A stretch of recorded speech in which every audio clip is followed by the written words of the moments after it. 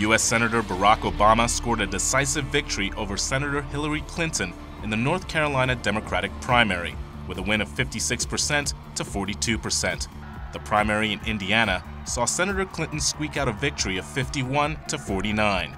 With critics calling her future prospects slim, Clinton vowed that she would not give up. Tonight, we've come from behind, we've broken the tie, and thanks to you, it's full speed on to the White House.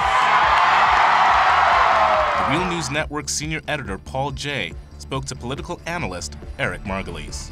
We're joined now by Eric Margolis, a seasoned foreign correspondent, a former lifelong Republican, except he's not anymore because he got very disillusioned with President Bush, has never been a big fan of the Democratic Party, and is maybe as close as we can get to a neutral observer. And he's also just returned from Europe, so Eric also brings us a perspective from the rest of the world. Eric, the Clintons seem determined to take this to the bitter end, even if it means the destruction of the Democratic Party along the way. Romney fell on his sword very quickly for the sake of the party and for the sake of his political position. The Clintons don't seem to have any interest in that. No, if I can mix languages, no noblesse oblige, lots of Gotterdammerung. They seem to want to take the party down with them to the bitter end, unless up their sleeves somewhere the Clintons, who are always crafty, are going to try and make some last-minute deal with the party to drop their challenge in exchange for something. One of their chief strategists was talking about, we don't want an October surprise, the sort of veiled threat that some filthy information is going to come out about Obama that will sink the Democratic Party.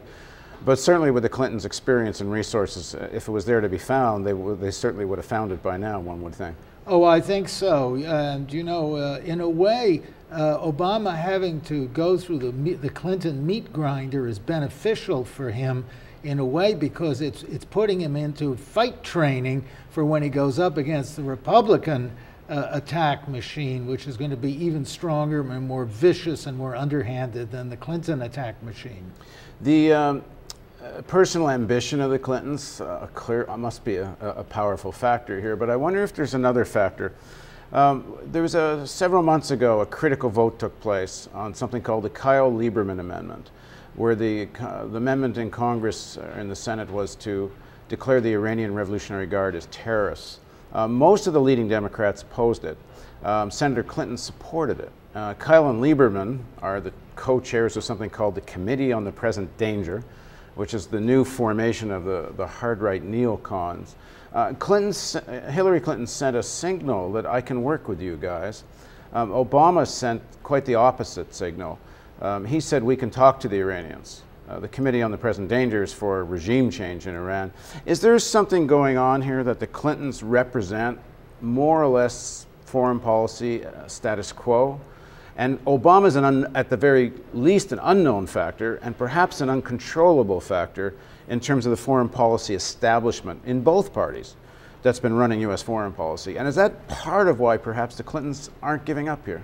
Well, that's an important factor, Paul. The Clintons are very well known. They're considered in the camp of very strongly pro-Israel. You saw Hillary Clinton threaten to blow Iran off the map with nuclear weapons recently, certainly an overkill of lines.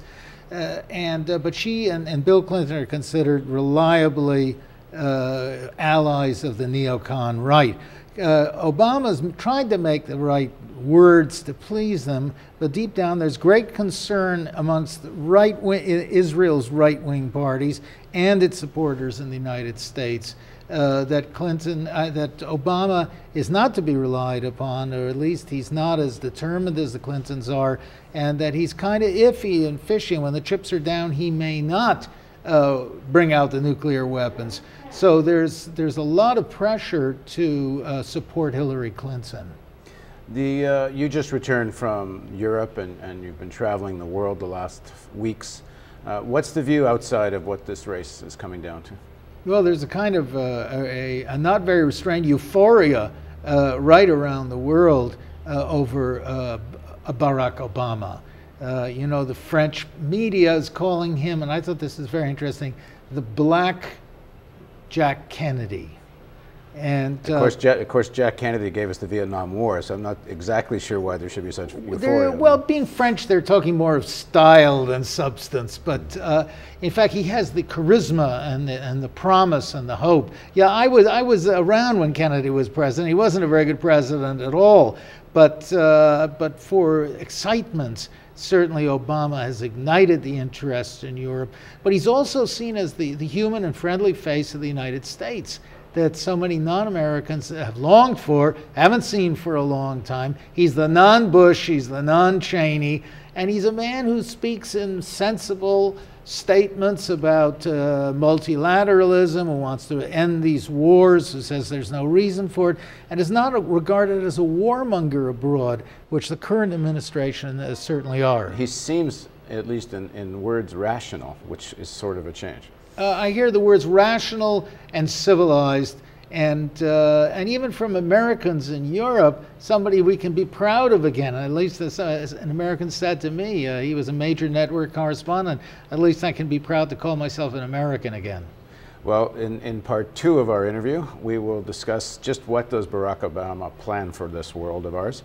And please join us for part 2 of our interview with Eric Margolis.